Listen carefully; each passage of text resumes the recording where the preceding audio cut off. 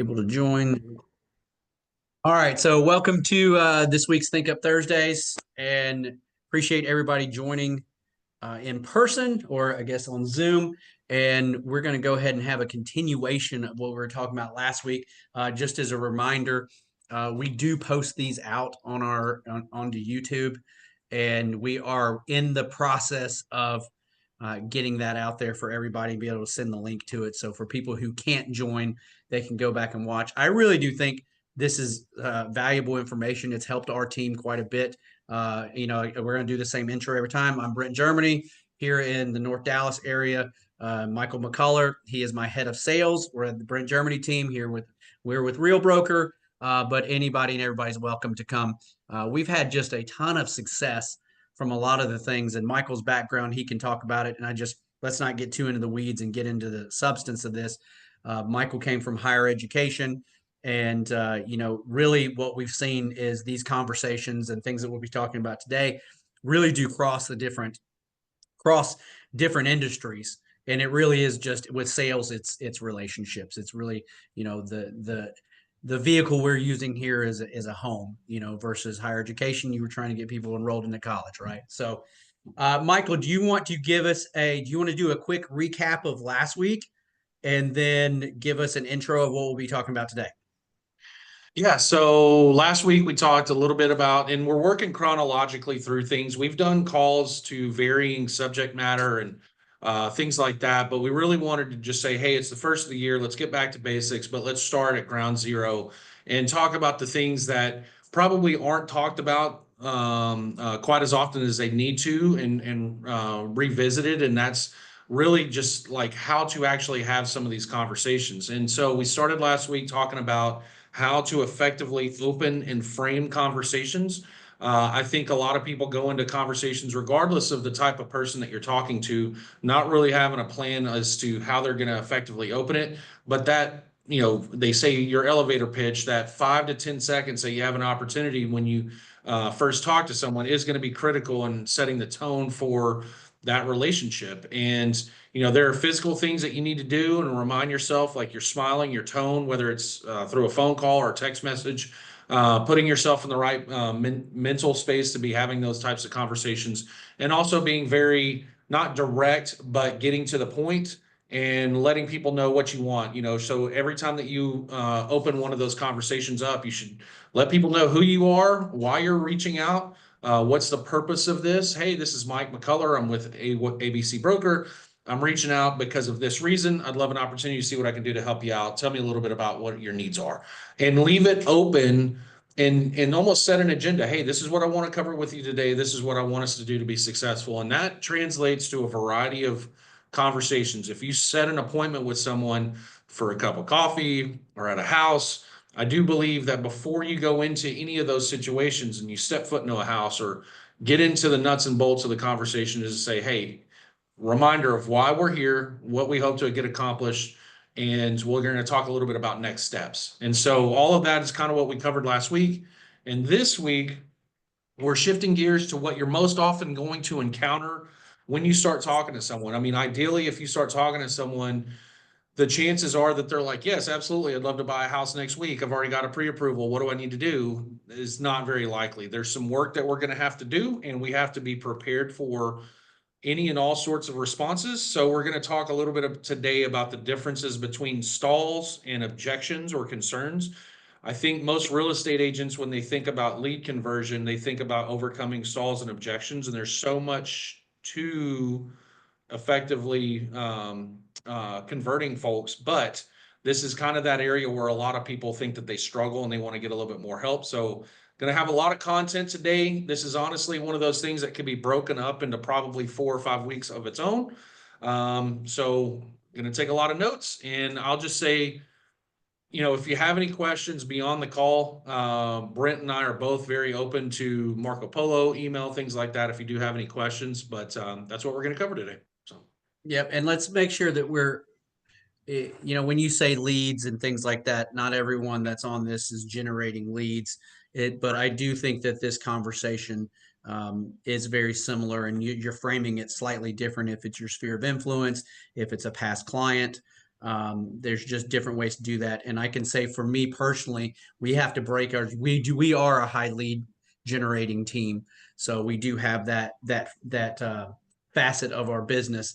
And but we have past clients. We have past clients of agents who are no longer on the team. We have about 600 or 700 of those, and they've never spoken to me before. So how do we approach that? So there's but what Michael just did there was frame the opening of that conversation we talked about a lot last week, but it is very similar to it's just changing it ever so slightly if you know the person. So anyway, let you keep going there, buddy. Yeah, and to that point, I just put into the chat if everyone that's on this call, your target demo, who you're working, please do post it into the chat. Um, we don't want to sit there and say, hey, here's exactly how to do this if it just applies to one specific type of source. We want to make sure to apply this logic to a variety of sources. And so please comment in there and I can use some real specific examples. I'm not going to ask anybody on the call to role play. And I'm not going to pick on anybody to do that, but I do want to highlight a couple of different ways that we can approach this same thing based on source that you're actively working. So let's go ahead and talk a little bit about the difference between stalls and objections. Does anybody want to offer up what they think the difference between stalls and objections is? I always noticed I get a stall on the timeline, and an objection is I'm just looking. I don't want to be called right now. That's my verdict. Okay. Yeah, I think I like that, Eric. It's an objection is a shutdown. They're putting a wall up. The stall is just trying to slow you down a little bit, maybe. Okay. And just so we're clear, this is where we're getting into really the quote unquote psychology of sales. This is where people are really going to show how good they can be even in the toughest environments. I think particularly in tough environments, you've got to really hone in your skills. And I hope that at the very least, what I do today is just, kind of shed a little bit of light on thinking differently about how we're doing what we're doing. And if that opens it up to think, man, not to read too much into what people say, but to pick up on the little cues that people leave you so that you can formulate an appropriate response to kind of get them past things. Now, I do want to also say that nothing that we're covering today or in any of these weeks is meant to be scripted. I'm not a very scripted person. I like to provide a framework, going back to framing, of how I think conversations could flow effectively. But I also don't want anybody thinking that what we're teaching and what we're covering is in any sort of way like smoke and mirrors. Like it's like, hey, you're getting people to look at something a different way. That's the way it should be. I mean, the whole goal of what we are doing is getting someone from point A to point B. They have a desire, they want to be at this destination. What does that journey look like? And what can we do to get them to that destination? And stalls and objections are something that we're going to, experience throughout the entire process. But a stall means that they are pushing you off for one reason or the other. And we'll get into some specific examples of that. An objection is an actual legitimate concern or misunderstanding that potentially they have. So let's get into some of those examples. Stalls. How many times have we heard things like, oh, I'm in a meeting, oh, I'm on another call, oh, I'm just kind of thinking about it, I'm not really serious, I'm just kind of kicking the tires. Those are all stalls. All they're doing is stalling a conversation. And it could be for one reason or the other. Objections or concerns are legitimate, things that they feel like are going to keep them from getting to their destination. Interest rates, the market, do I have enough for a down payment? Does this work with my timeline? Am I overpaying for something? Can I even do it? And there are different ways to overcome both of those. But I think, and I want Brent to kind of chime in on this in his experience. The thing that I think that we encounter a lot of with agents is that they don't get enough repetition to get comfortable in having a lot of these conversations, and they become the word that we like to use as agreeable. So regardless, it's like we get agents sometimes that encounter one of these like, oh, I can't really talk right now. Okay, cool. I'll call you later. or, I wasn't really serious about doing it. I was just kind of looking, all right, cool. Well, I hope you have a great week. I'll talk to you later. Or, yeah, I have interest or concerns about the market. And then they just info dump on them about that and assume that what they're going to over talk about is in some form or fashion going to get this person to agree to work with them. So, Brent, I don't know if you want to chime in on that, like that agreeability that I think that we encounter a lot of times. Well, I think it's human nature to be agreeable when you're uncomfortable. And that's the tough part about this job, is for us to continue to grow and get better, is to push ourselves out of our comfort zone. Until we do that, we're going to stay stagnant. We're going to stay in the same place. I do think repetition is really good. I think that things like this right here, what we're doing, and turning this into role playing and things like that. We actually have a game in our office it's like note cards, and it's a role playing game but you give a different scenario, and it tells you like, hey, be don't be agreeable when you're the buyer, because it's an easy role play when I say, sure, I'd love to meet you right now. That's just not the way it goes most of the time. Generally, you see 4 or 5 objections. I think where a lot of times agents get down in the dumps and a little distraught is when you're not getting that immediate gratification. And I do think during COVID, we were very, very spoiled with that. And so that's where we've seen a lot of attrition away from the real estate industry because of that exact thing. It was just easy and anyone could do it. And now it's tough because people do. It's not just, you can say objections all day long, but people do have real objections. Debt to income is a real thing right now. Credit card debt is a real thing right now. Inflation is a real thing. And so, but there are still ways to get creative, and you have to have critical thinking skills. But at the end of the day, say you're a new agent. One of the biggest things I have with working with new agents and them coming to our team or to our brokerage, well, what if somebody asks me a question I don't know the answer to? That's the easiest objection to handle right there. It's like, that's a great question. I'll find out. It's not hard to do that. Because at the end of the day, it's not about your market knowledge. That stuff is important to your buyers and sellers. Don't get me wrong on that. But what you're doing right now is building trust, finding out their why. Why is it important to you? So when they get those objections, and Michael, I know that you can go right into this because I hear you do it all the time. You take that objection and you spin it and you ask more questions. You don't ask, you ask open-ended questions. You don't ask yes, no. You say, well, what would that mean to you to be able to do that? Tell me more is like the most powerful one you can do. But I want to circle back and hand it back to you here. But I will say, a lot of people hear no when people are actually saying yes. And that's the biggest takeaway for me. It's like, oh yeah, I'm in a lease until 2026. You still told me yes. I still have them in my pipeline. I still need to follow up. But what's going to happen in 2026? Oh, I'm waiting for interest rates to go down. Awesome. What's it going to look like when interest rates go down? What are we doing then? So there's different ways to do it. And people just say, hey, I'm saving up a down payment. I won't be ready for 6 months. And those agents, you can almost hear it sometimes with agents on the phone where their energy level just drops completely. You go, oh, I don't have this immediate gratification that I'm going to go show you a house tomorrow. No, that's not what this is not. And this makes me sound old.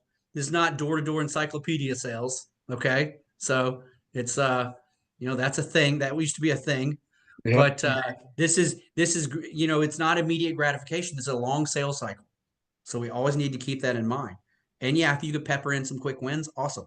But those quick wins aren't what really makes this business sustainable for an individual agent. So kick it back to you, Michael. Yeah, and I think you're absolutely right. And, that agreeability, what I mean is, people do have legitimate concerns and objections, and it's our job and we'll talk about that, how to get them to realize that there may be an opportunity to do it. You're going to have some people that just can't, maybe their credit's not in the right place or anything like that, but that's fine. But we're going to try to work to get to that point to where we get either a hard no, a soft no, or a yes. And you want to try to figure that out. And you want to give yourself an opportunity. As he mentioned, selling encyclopedias, you're probably not expecting that. Most of the folks that we talk to, especially if you're working in a model where you're getting leads, these people have raised their hand. We're not cold calling. I just absolutely agree with the notion that we're cold calling. Anybody that raises their hand, even if it's to the slightest degree, is asking for help. We should never feel burdened or feel scared that we're actually trying to reach out and help them out. And it's our job to provide whatever kind of help that we can. It'd be nice if we could call people and they're just like, yeah, I want to buy a 2,000 square feet, my budget $600,000, and I'm ready to move forward. That's just not the reality of the world that we live in. So we've got to figure out a way to get to the root of what they're looking to do and help them get past it, and really just kind of hold their hand through the process.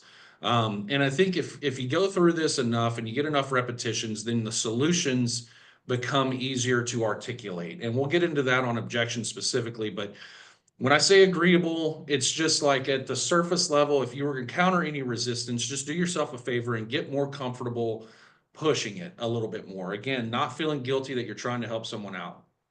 And there's a rule out there in sales that you should get 3 no's before you move on. A no could not just be a no, I'm not interested. It could be, oh, I can't talk right now, or oh, I'm in the middle of a meeting. Those things all constitute no's, but the idea is to keep people talking, because you can encounter a surface level no, but the next thing you know, you could actually have a 20 or 30-minute conversation simply because you asked an open-ended question or led it into a certain way that worked well. I mean, I wouldn't say like, oh yeah, you were too busy to talk to me, but you said that you're in a meeting. It couldn't have been that important of a meeting. We don't want to be like that.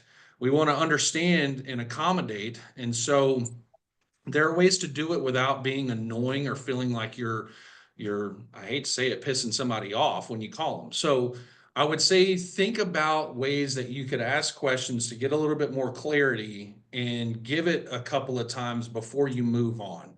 And so part of that is clarifying. If I call somebody and say, hey, I can't talk right now, I'm in the middle of a meeting, clarifying. And clarifying is important throughout this entire process. So if I hear you right, you're in a meeting, is that right? And they're like, yeah.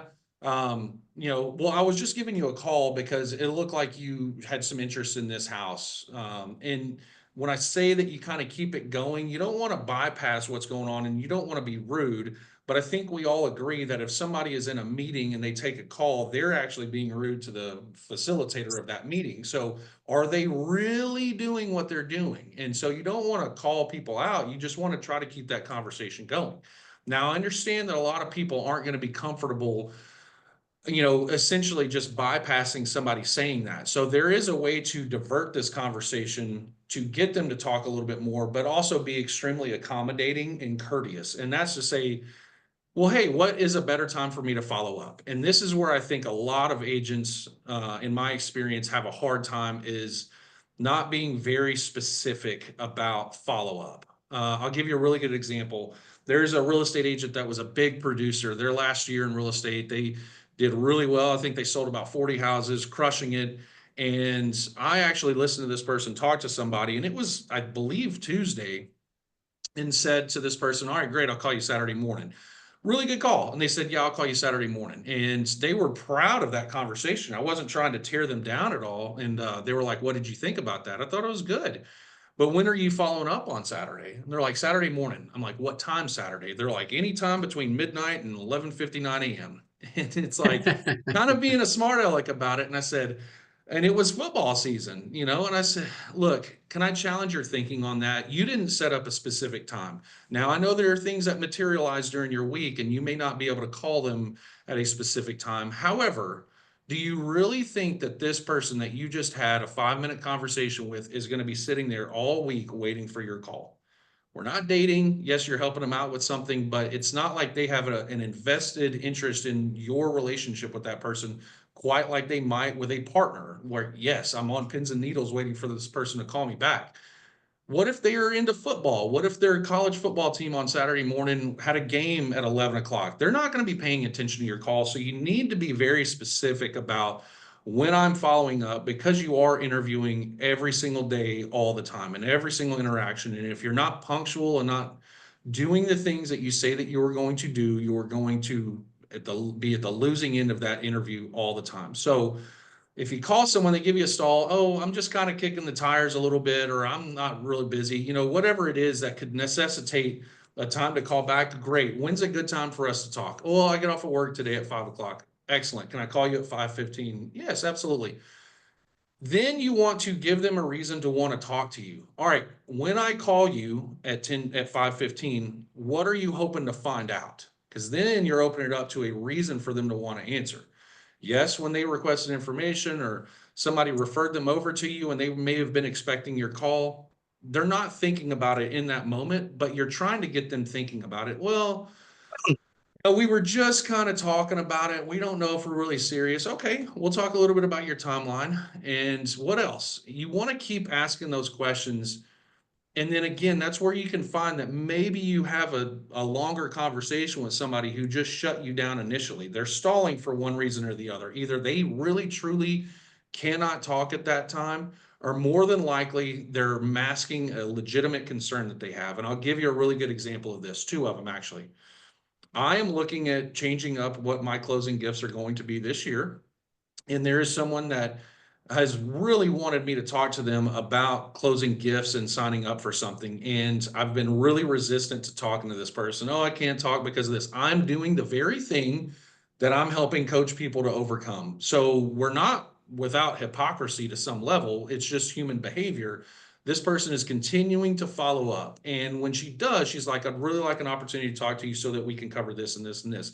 So she's providing value, and I feel really bad about not doing it. I know that I'm going to go back to her, but when I say that you're interviewing all the time, I'm going to remember her. So she's being very diligent. Another example is life insurance. I didn't want to deal with it. I was like, oh my gosh, I don't want to spend the money on it. I don't know what any of this looks like.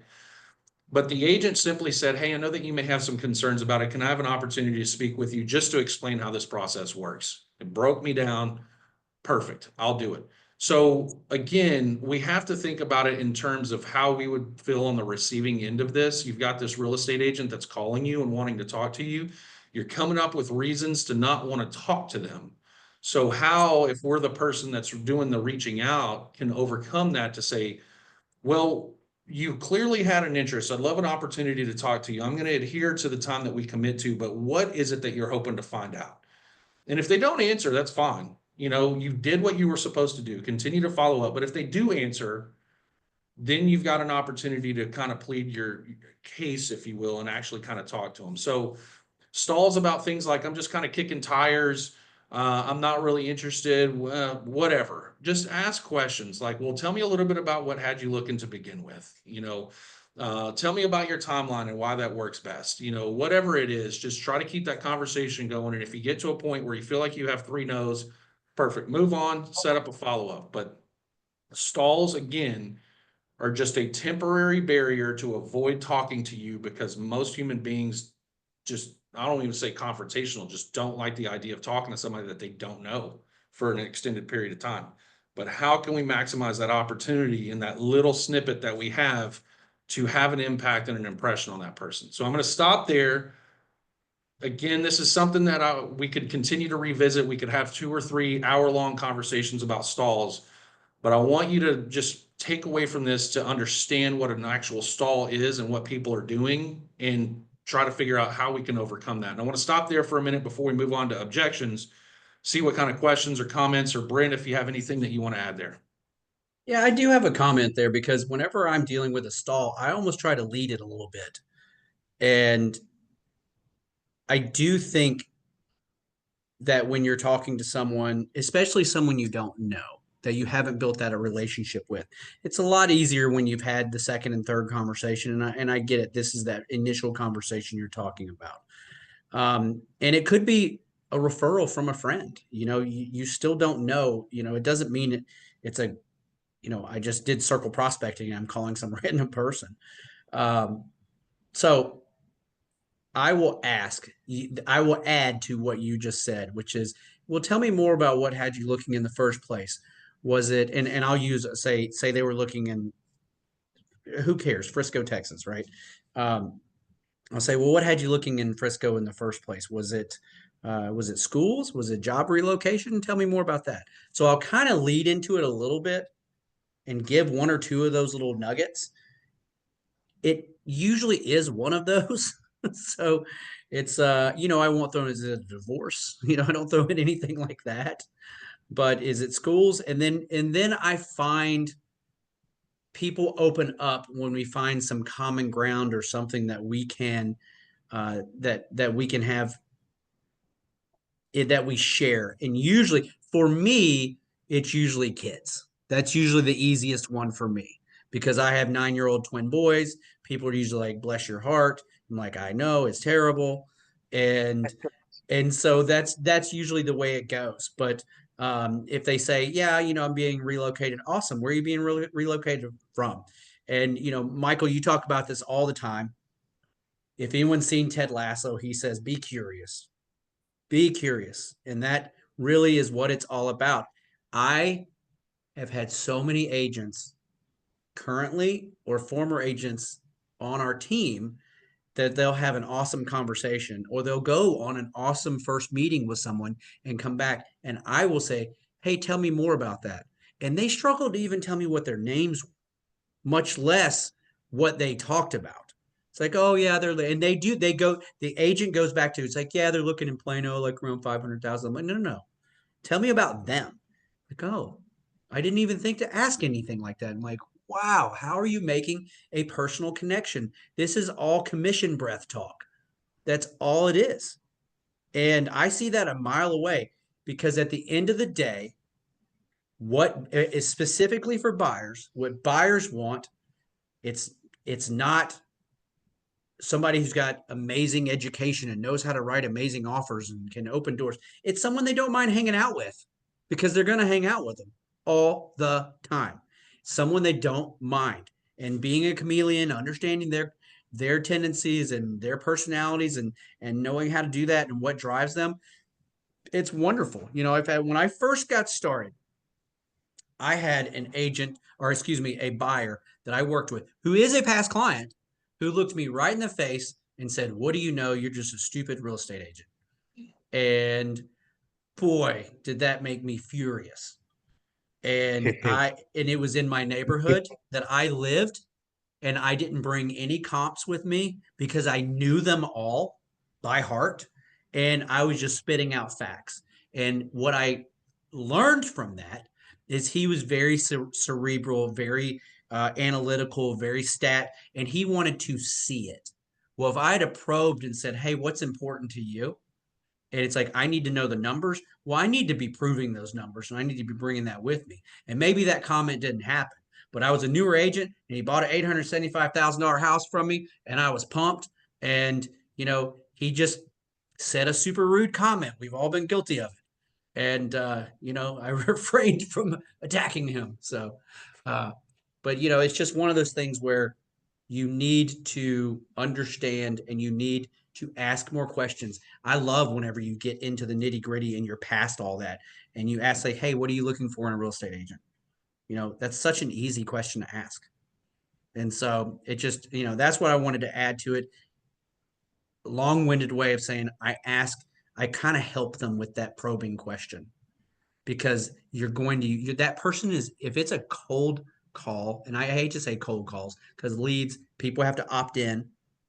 And so they should be expecting a call, even though they're not. And they need that help because you're catching them off guard. They don't know you're calling. And usually it's like when my phone rings and is a number I don't know, I either don't answer it, but when I do, I'm like, this is Brent. Like, here comes the sales pitch. I'm in sales. I know what's coming. That's why my phone rings. Is it about student loans that I don't have? Is it about health insurance that I don't need? I don't know. Is it about a title company or a lender who's heard great things about me and they need to, and I love those because I immediately go, oh, really? What great things have you heard?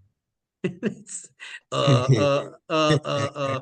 And I like messing with people, but I'm a bit of a smart aleck. Um, but I do being in sales, I do like to give them a shot. And I do like to hear how people are doing that because you just never know in our position where you have someone who's pretty good at it and you go, hey man, have you ever thought about real estate? You never know when someone's got talent, but it really does just come back to asking more questions. So I'll stop there. Funny you mentioned like taking calls. This morning I made a couple of calls. I was trying to get some showings scheduled, and I called the agents, and they're just like, "Hello," and I'm like, "Yeah, this is Mike McCullough with this broker. I have a client that's looking at the house." Okay, it's like almost kind of caught off guard that you're calling them. It's like, man, we work in an industry where you should be expecting calls. All text message now, buddy. It's all text message. And I mean, that's something to think about. You know, if you're proactively reaching out to people, in my opinion, this is just my opinion, I don't believe that voicemail is an effective way of trying to get a call back unless that person can set up their phone to where it's going to convert that voicemail into a text. I do feel that calling, and if they don't answer, sending a text to emulate what you're reaching out about works. And I think that punctuation is a big factor in it. Using exclamation points, showing energy when it talks about like your physical approach to certain things. I think all of those things matter.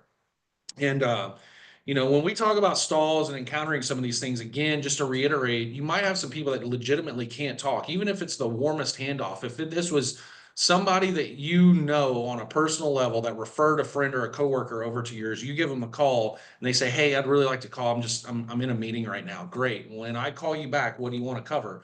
You're almost prefacing and framing a future conversation again, so that they know whenever they pick up, if you do what you say you're going to do and call at this time, that when they get on that call, they have an idea of what to expect. So then you're getting their focus, because Brent mentioned that you get caught off guard, and we have to think about that. When we make calls to certain people, it's at different times of the day. I almost acknowledge that. I say, "Hey, thank you so much for taking my call right now. I know you weren't expecting it." Again, you're creating a level of empathy. Like, I understand that you weren't expecting this right now. I appreciate you taking the opportunity to chat with me. My job here is to try to help you out as much as possible. And if they ultimately don't want your help, fine. That's the way it is. But I think, interviewing very well. And even when you have somebody that becomes a client of yours and you're calling them like, "Hey, I can't talk." "All right, great. I want to talk to you about this thing. When can you talk?" "All right, cool. When I call you back at 6 o'clock, we're going to talk about that inspection report." Or if when I call you at 7, we're going to talk a little bit about what to do to prepare for your closing. Anytime that you can do all of that stuff and have a reason for wanting to call and follow up, the more that it becomes a professional interaction. And it's not one of these things where you're just calling, "Hey, how's it going? I was just checking in. What's going on? You guys still thinking about buying a house?" No, I'm calling because you said that you wanted to buy a house at some point. I told you last week that I would follow up with you at this day, at this time. I'm calling because I want to revisit that conversation with you and see what we can do to help you out. And there's a big difference in how that is received. So that's stalls. Now let's move on to objections. So I've used 3 different ways of overcoming objections to good effect, but there's one in particular that I want to kind of hone in on. And again, objections are things like, "Oh, the market's crazy," and, "Oh, I feel like I'm overpaying," and "over interest rate." We have the knowledge to be able to get past those things. Like, we all know, like, "Hey, it's an advantageous time for buyers," or, "Oh, I can get your interest rate down," or, "Oh, I can do this," or I can do that. I think one of the flaws that a lot of real estate agents get into is that they assume. And when Brent says, "Be curious," it's important that no matter how many times you go through this process over and over and over again, that you don't get to a point where you think that you know every story and what people think is important, because what's important to one person may not be important to the other person. I went on a listing appointment not too long ago, and this person says, "I need to sell this house quickly." We could throw out any assumptions that we want, but he told me that it was because he had a dream where his recently deceased mom told him in his dream that he needed to sell the house because something bad was going to happen. So we have to extend people the opportunity to share with us why they're wanting to do something. You have to be able to ask questions. So when somebody says, "Oh, I'm concerned about the interest rates right now," it's right there where it's hard for people to show some restraint and not just immediately go into this word vomit. "Well, have you heard of an interest rate buy down? If I do this and negotiate concessions, because we can do it right now, and I can get your monthly payments down by this and this and this," and you do that immediately, that person is checked out from that conversation. Absolutely checked out. Any initial conversation that you have with somebody, there should be an 80-20 rule where they actually talk about 80% of the time to your 20% of the time.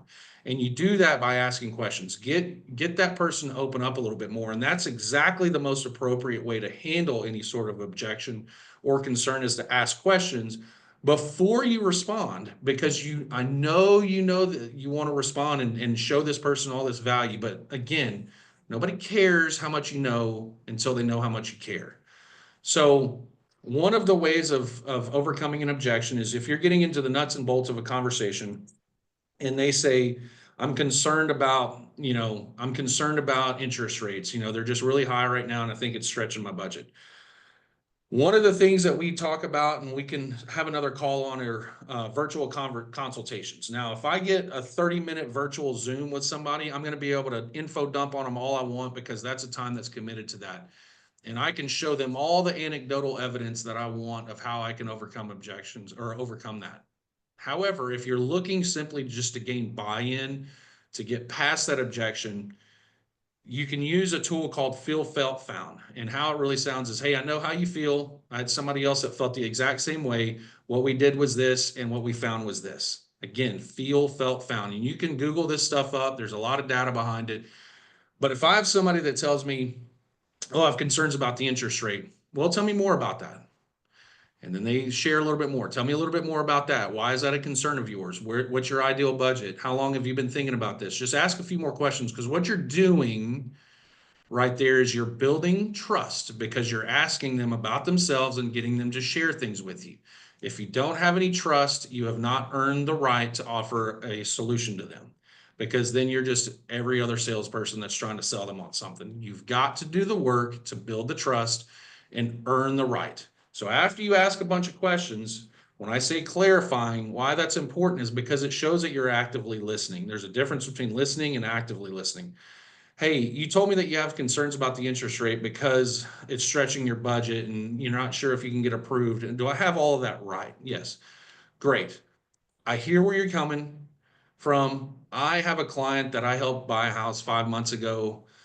Their feeling towards it was exactly the same. They were worried about the interest rate. They felt like, oh my gosh, I'm not going to be able to do this. What we did was pose a scenario where we got concessions out of the seller that allowed them to get their monthly payment down a little bit more. What we found is that they were able to fit it within their budget. How does that sound? Again, that's a little bit more specific, but again, I know how you feel. I had another client that felt the exact same way. We did this, and what they found out was this. So again, feel, felt, found. I don't want to zero in on that, but that's kind of an emulation of how it works. Another one is called the fork in the road. This is another way of overcoming an objection. This is number 2. If you've done your job and built up a level of trust and you can have this conversation, then more power to you. But if you have barely talked to this person, you really don't know the root of their motivation, you're not going to get anywhere with this. But if I know somebody that has a lot of motivation and a reason for wanting to do it, then if you feel like you're encountering objections after objection and stall, say, look, man, I'm going to be honest with you. I think you're kind of encountering a fork in the road. You've got a couple of choices here. Either one, you can go with the advice that I've been giving you and we can get you into a house, or 2, you can continue down this road of paying rent over and over and over again, and then find yourself a year from now overpaying for a house that you could have bought now. What would you rather do? And putting it on them in a way where it's like, I have to admit to myself that, like, I'm not doing this for a reason. I don't know a lot of people that do that, but when I say that you want to do discovery, which the next call is going to be all about discovery and how to really uncover somebody's true motivation. If you do that effectively, you should comfortably be able to put it on them like that. But again, it's something that a lot of people don't do, but I think it's rooted because people don't ask a lot of questions. So that's number 2. Again, number 1 is feel, felt, found. Number 2 is fork in the road. I want to kind of push those off to the side and zero in on the one that I think works the best. Before you do that, Michael, can I say the fork in the road? A lot of agents have a tough time having tough conversations. And I think tough conversations become easier the more you have them. Again, you're exercising that muscle and you're practicing. But, a lot of people call it a come to Jesus conversation or something like that, because the last thing you want to do is have your time or their time wasted, because your time is valuable. That's your most valuable resource. And, a great example of this yesterday was I had a person call me to come list their home. And they said, I see houses are on the market for 460,000. I think I'd need to get 500 for me to sell it. I've got tenants in there. I'm like, it's like, okay, well, I need to go see the house, see what type of condition it is. She's like, yeah, what do you think you could sell it for? And I was like, you know what? in my head, I'm already knowing that they want to overprice this house. Are we going to be wasting everyone's time?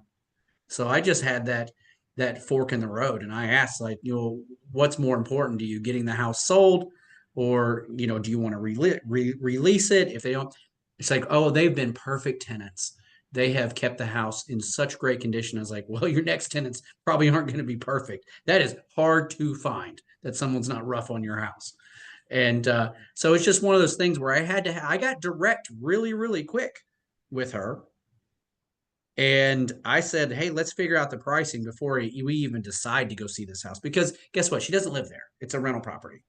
So I'm not going to meet her anyway. She lives in another state. So it's a little bit easier. I know that's a kind of a roundabout way to say all this, but I just find that tough conversation, it's important to have. And I feel like people are going to, buyers and sellers are hiring you for your professional opinion. And there are different hats that we need to wear with people, whether it's financial advisor, or it's therapist, or it's, you're just a straight up realtor, it's loan officer, it's appraiser. Like, we need to be educated in all of these things. And again, be a chameleon to where we can understand what they're going from. But I do think this circles back to their why, and say, hey, when we first started talking, this is the reason why you said this is important to you. And this, boy, it doesn't get more direct and say, has something changed? Has something changed in what's important? Well, no. It's like, okay, so let's talk about this. Road A or row B? Let's Bobby Frost this thing. Which way are we going to go?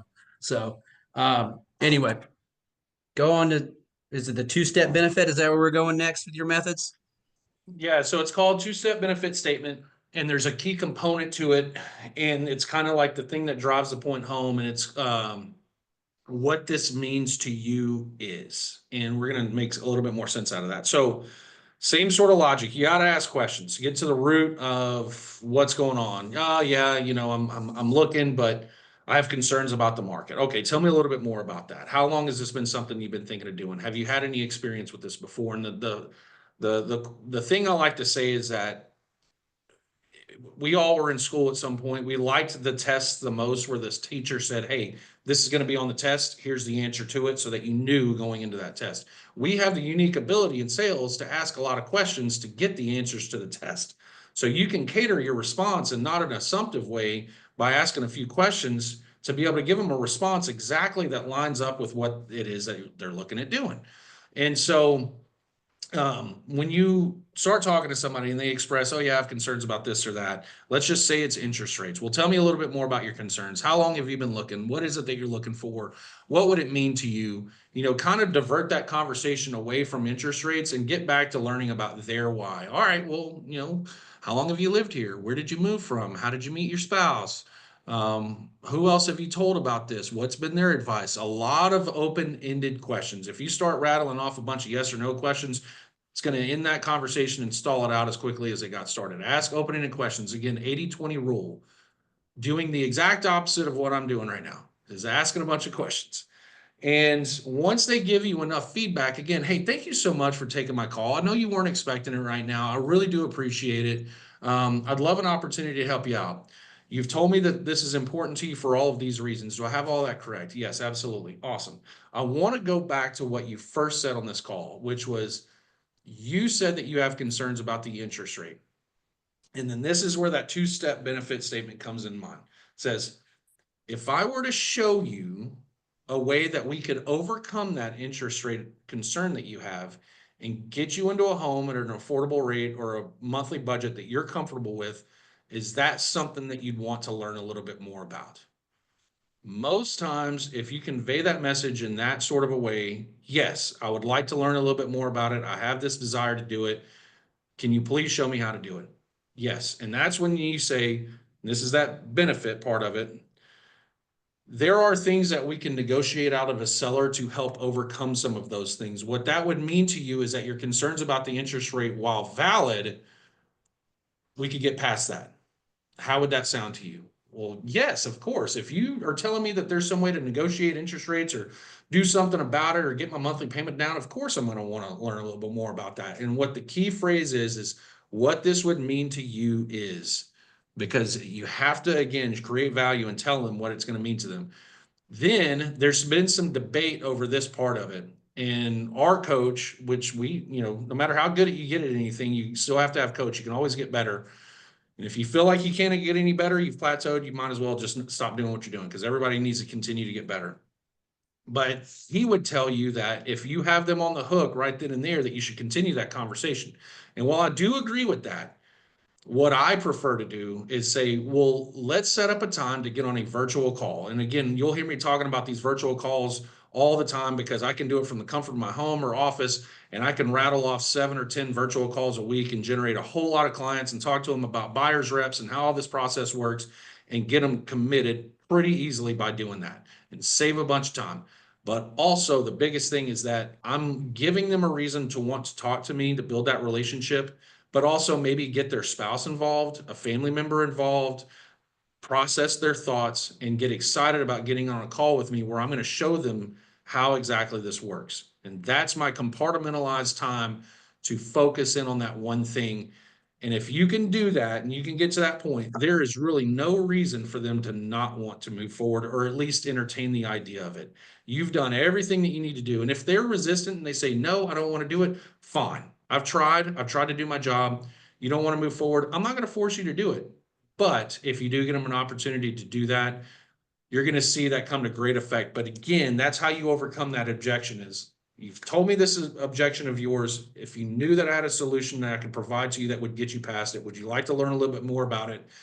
Awesome. There is this thing called a temporary buy down, or there is this thing called getting concessions out of a seller to break your lease, or there is this thing or this thing or this thing. What this means to you is this. How does that sound? And you're getting that buy-in. You're doing what's called temp checking.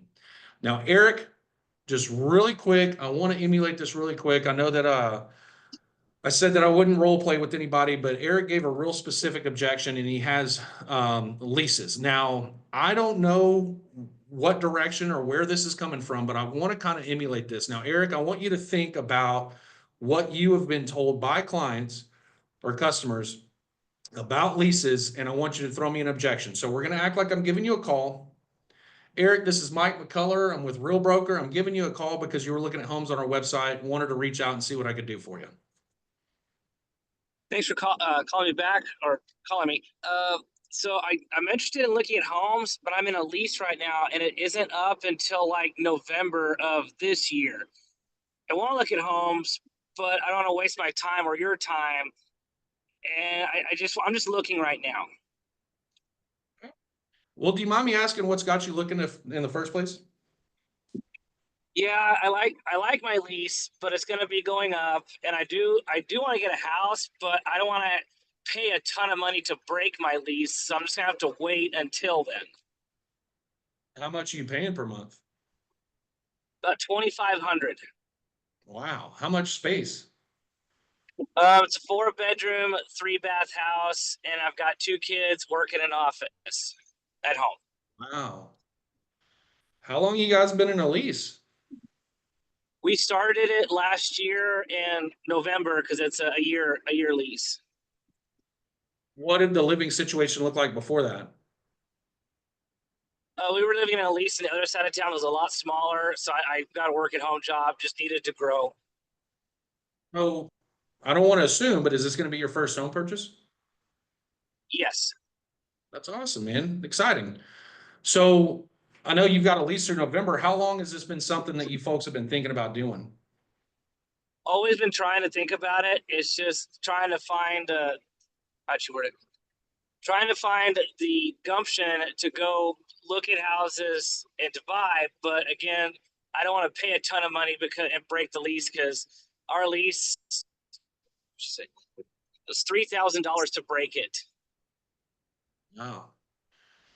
Well, I mean, how's it made you guys feel living in an apartment? If you have this desire to go on and do something, how's it made you feel living in this apartment, this lease?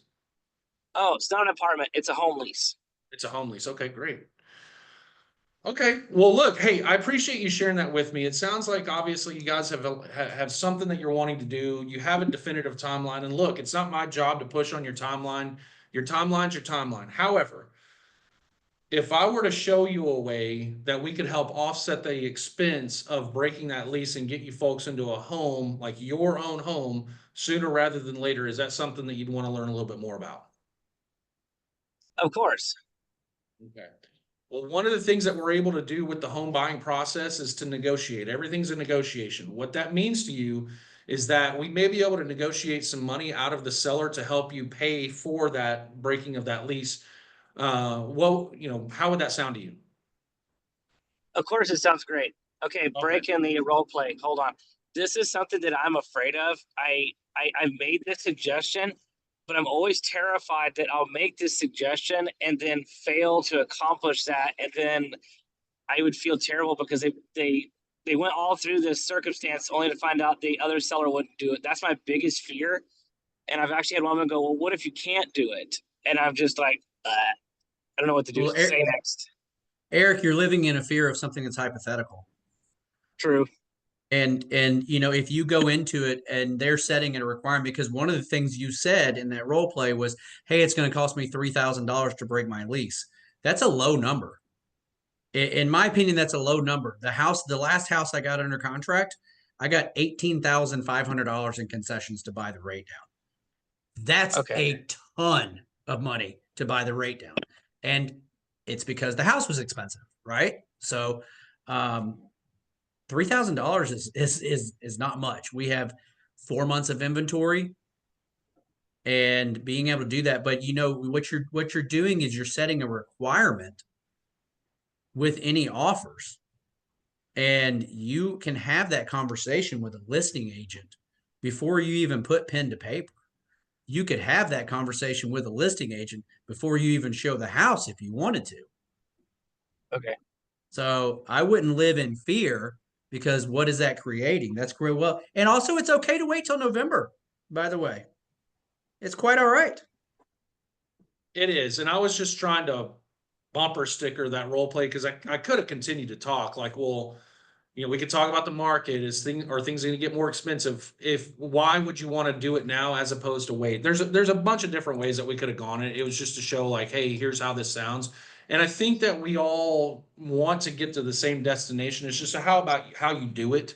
And that to me is a real effective way of doing it. But one of the separations of a virtual call, and I can't stress enough that I think that this is the game changer that needs to happen, and it needs to be an absolute must for any real estate agent, is to have a virtual call simply because you can share your screen and share anecdotal evidence. Now, if you can provide examples of this actually in motion, then you can actually pull up in MLS a transaction where you're able to do that. Brent, what you just mentioned about concessions, you could get somebody on a virtual call where you could share your screen and actually make this real. You're not just talking about something because to them you may be full of crap, but if you can actually show them it's got your name and it shows the concessions, I did that, then they're like, okay, so this is real, this is legitimate.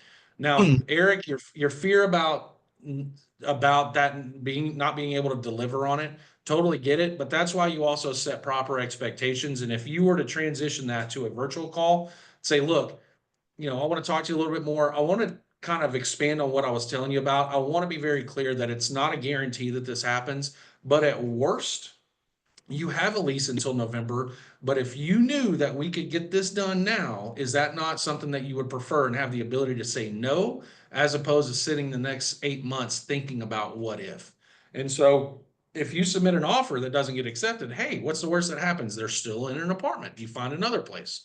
So I would just say you don't guarantee it. Like, I absolutely will get you this. Be like, this is something that we're seeing a lot of. If you knew that we could get this done for you, is that something that you'd want to look at? Sure. Awesome. Well, cool. Let's get on a call. So I'm going to stop there. Again, we could continue to talk about this, but I hope that you guys are seeing a little bit of a difference in framework to get people past their own concerns and stalls and objections. And we'll continue to talk about this over and over and over again. But again, use that. Hey, I'm not going to dump information on you. I'm going to ask you questions, and then I'm going to revisit that with you and say, hey, I've got something that I could show you that may be able to get you past it. Is that something you want to look at? And if they say no, fine. You've made the attempt. You didn't take a surface level no. You pushed it as far as you could go. And if that's the longest it can go, fine. Well, then what does follow-up need to look like with you? Do I need to call you in 3 months, 6 months? What does that look like? And just leave it at that and do the things that you say that you're going to do. If you tell them, hey, I'm going to call you in 3 months or 6 months, absolutely do it. Remind them of that conversation. And I guarantee you, most real estate agents, when they interact with somebody, regardless of lead source, most say the same things over and over again, which is price, square footage, beds, baths, location, timeline. If you can just separate yourself by asking a few more questions and being relational and actually trying to help, that in and of itself is going to push your conversions up exponentially because you're being different. That's all it is. So I'm going to stop there. Good stuff, Michael. Everybody that joined us here live, we appreciate it. We will be back on next week. Do we know what next week is about already? Discovery. All about Discovery. asking questions. All about asking questions. That's good stuff. And yeah, Eric, thanks for doing that role play. Put you on the spot there. But I feel like that was really what we're uncovering is some hesitation that you're having. And I think what you can see is how simple it is to just get past that. So it's really great. So okay, y'all have a great rest of your week. I know it's about to get cold for a lot of us, so stay warm and stay safe, and hopefully we'll see you next week. Okay, thank you. Thanks, Mark. Bye. Yeah.